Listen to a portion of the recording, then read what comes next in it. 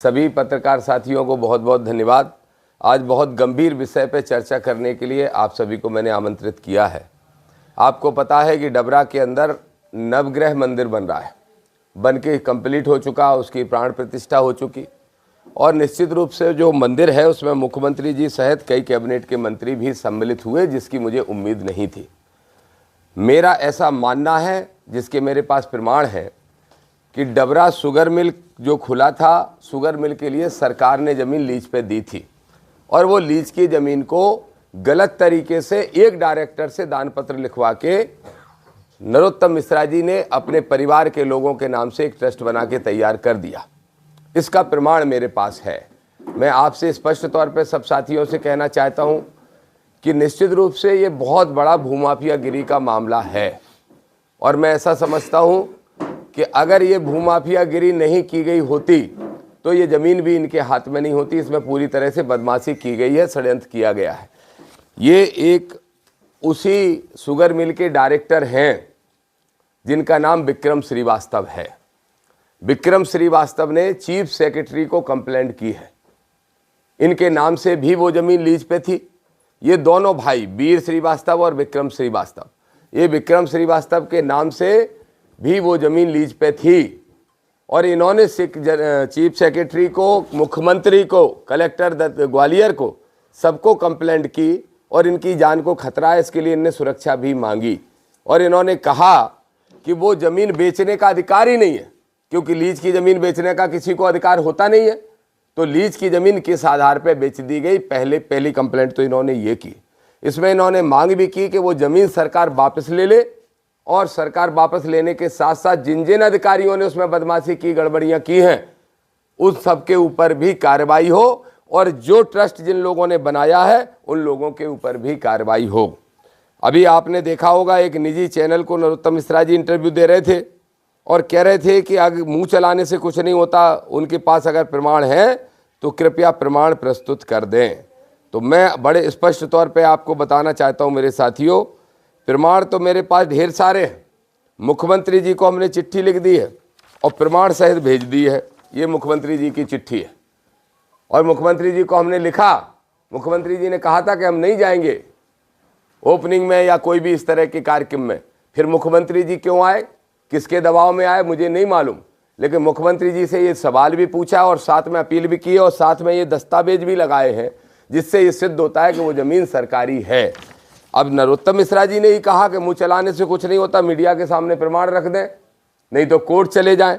इसलिए हमने मुख्यमंत्री जी को लिख दिया कि हम कोर्ट जाने के लिए बाध्य होंगे अगर अगले 10-15 दिन के अंदर उनने सख्त कार्रवाई नहीं की तो। अब हमारी मांग क्या है? हमारी मांग है, पहले मैंने मांग की थी कि उसमें यूनिवर्सिटी खोल दी जाए, लेकिन चूंकि हमारे ही बहुत सारे साथियों का कहना है कि हमें धार्मिक स्थल को डिस्ट्रॉय नहीं करना चाहिए, तो अब हमारी मांग यह है कि चूंकि सरकारी जमीन पे नवग्रह मंदिर बना है तो सरकार उसका आधिपत्य ले ले, क्योंकि वो धंधे करने के उद्देश्य से और एक बड़े लालच से बनाया गया है। और जमीन जब सरकारी है, इसका प्रमाण हम दे रहे हैं, ढेर कागज हमारे पास हैं, तो सिर्फ मोहन यादव जी से और मध्य प्रदेश की सरकार से हमारी अपील है कि उस जमीन को, उस मंदिर को सरकारी आधिपत्य में ले लें, राज्य सरकार के अधीन वो मंदिर रहे और निश्चित रूप से धर्मस्व विभाग के माध्यम से कलेक्टर ग्वालियर उसका संचालक बने। जो मंसूबे हैं धर्म के नाम पे धंधा करने के, वो पूरे के पूरे विफल हो जाएंगे। एक चीज़ और मैं आपको स्पष्ट बता दूं, 2 कंपनियां बनाई गई थी, the Gwalior sugar company limited और the Gwalior agriculture company limited. 1940 के अंदर एक कंपनी बनी थी, जिसका मैं पूरा प्रमाण अभी आपको दूंगा। इन कंपनी में 2 एमडी थे, एक एमडी थे, एक ज्वाइंट एमडी थे, वीर श्रीवास्तव और विक्रम श्रीवास्तव। विक्रम श्रीवास्तव लगातार कंप्लेंट पे कंप्लेंट कर रहे हैं, जिसकी सुनवाई मध्य प्रदेश की सरकार नहीं कर रही है। दूसरी बात यह है, जो दान दी गई प्रॉपर्टी है भगवान श्री परशुराम लोक न्यास ट्रस्ट है, भगवान श्री परशुराम लोक न्यास ट्रस्ट, इसको दी गई कुल 3.61 एकड़ जमीन। इन ट्रस्टियों के नाम सुन लीजिए, मुकेश गौतम, अशोक गौतम, श्रीमंत मिश्रा। अब आप ही बताइए, ये एक परिवार के धर्म की दुकान नहीं खोली गई है क्या? कौन है ये तीनों ट्रस्टी? इसका नरोत्तम मिश्रा जवाब दे। कह रहे थे ना मीडिया के सामने रखें, रख रहा हूं नरोत्तम जी, पुराने मित्रों जानते हो मेरी ताकत को और मेरे नेचर को, रख रहा हूं खुल के। ये तीनों ट्रस्टी कौन है मेरे मीडिया के साथ ही पता कर लो। मुकेश गौतम कौन है आप जानते होंगे, अशोक गौतम कौन है, श्रीमंत मिश्रा कौन है आप बहुत अच्छी तरीके से जानते होंगे। तो एक परिवार के लिए दुकान खोलने का काम किया है नवग्रह मंदिर के नाम से।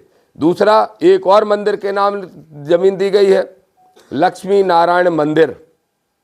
इसके अलावा नवग्रह मंदिर, लक्ष्मी नारायण मंदिर के अलावा विक्रय की गई है बहुत सारी जमीन, जबकि विक्रय वर्जित है।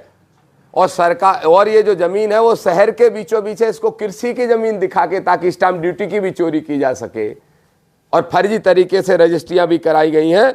मेरे साथियों, ये बहुत बड़ा मामला है। अभी जो मेरे पास प्रमाण है वो लगभग 25 एकड़ के तो सामने है, 24.94 एकड़ ये जमीनें तो इनने बेची हैं, और जो दान को दी हैं वो जमीनें अलग हैं, दान पत्र के माध्यम से। ना बेचने का अधिकार है और ना ही दान देने का अधिकार है लीज धारक को। ये बहुत बड़ा जमीन का घोटाला है। ये अरबों खरबों रुपए का भूमाफियागिरी करने का उद्देश्य है, अरबों खरबों कमाने का उद्देश्य है। मैं दामोदर यादव होने के नाते हिंदू धर्म का हूं। किसी जाति, किसी वर्ग, किसी धर्म से मेरी कोई बुराई नहीं है। मैं स्वयं भी तो हिंदू धर्म, सनातनी धर्म में पैदा हुआ, सरकारी रिकॉर्ड में हिंदू लिखा है, और इत्तेफाक से यादव हूं, इस नाते भगवान श्री कृष्ण का वंशज कहलाता हूं। लेकिन बाबा साहब अम्बेडकर का फॉलोवर हूं। तो भगवान श्री कृष्ण ने भी गलत के खिलाफ हमेशा आवाज उठाई, और बाबा साहब ने धर्म में फैली कुरीतियों को दूर करने का प्रयास किया, वही मैं कर रहा हूं। मुझे धर्म विरोधी घोषित करने का काम करने के षड्यंत्र करने वाले तनखैया लोगों की दम पे सुन ले, ना मैं धर्म विरोधी हूं, ना मैं जाति वर्ग का विरोधी हूं। मैं मानवतावादी सोच का हूं। हक हर हाल में गैर बराबरी के खिलाफ लड़ रहा हूं और जिंदगी भर लड़ता रहूंगा।